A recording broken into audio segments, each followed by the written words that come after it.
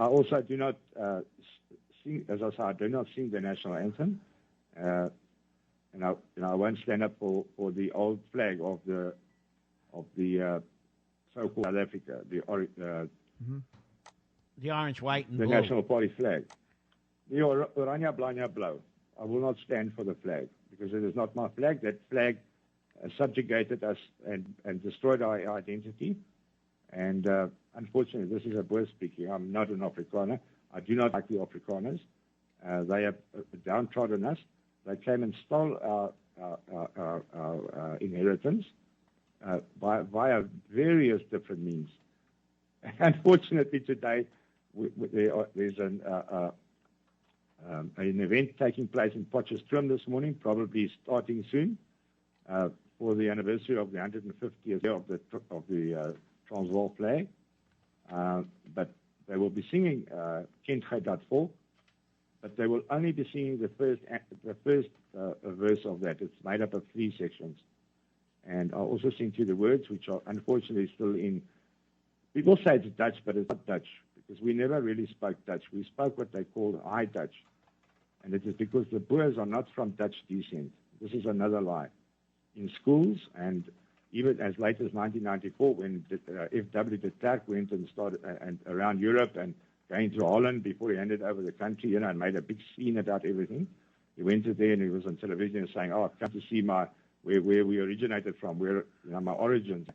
And unfortunately, no. We were taught that we were mainly from Dutch and French because there were 1,000 Dutch immigrants to the southern tip of Africa, and there were roughly 200 to 300 French Huguenots that were also immigrants.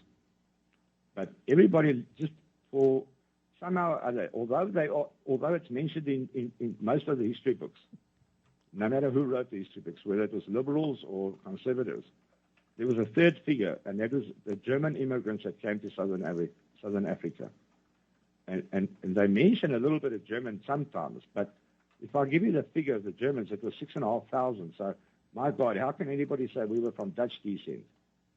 Right. And there was only 1,000 Dutch immigrants. It's like America. America is your majority of your population is made up of Germans. 40% of your population was German. 30% was English speaking, which includes the English, the Scottish, the Irish, and the Welsh people. So, and another 20% of other Europeans, etc. So I know a bit about your history as well. And I wish I could find some of them. No, you can't find them. The Germans. Yeah, in our country. Look, their surnames were changed after the Second World War because of so-called Nazi feelings and that. And I was in America by chance for 10 days in 1994, in December 1994, at a motor show, high-performance motor show. Somebody invited me there. And I stood at that for 3 days at a booth trying to help, sell a product for them. And I could see the Germans walking past me. Because I can see the difference between the German and Italian or whatever, So, and I could see these German faces in front of me by the hundreds, and looking at their surnames, and the way they were spelled at one time. But nevertheless, the Boers made up mainly of Germans. Do you understand the point where I'm coming from? Because our history has been totally rewritten for us, and we need to rewrite it again to bring the truth out about the Boer nation.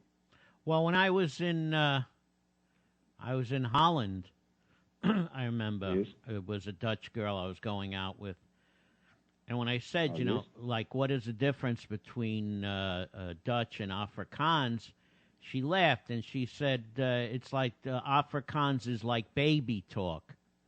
She said, they were very condescending. She said, like, in Dutch, submarine is Unterzeeboot. And in Afrikaans, it's Kanatzinki boat.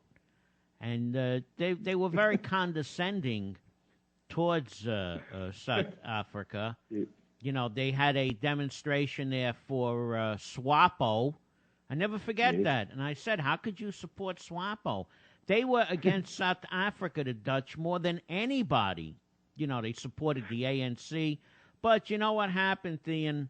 God works in strange ways, and as we say here, payback is a bitch.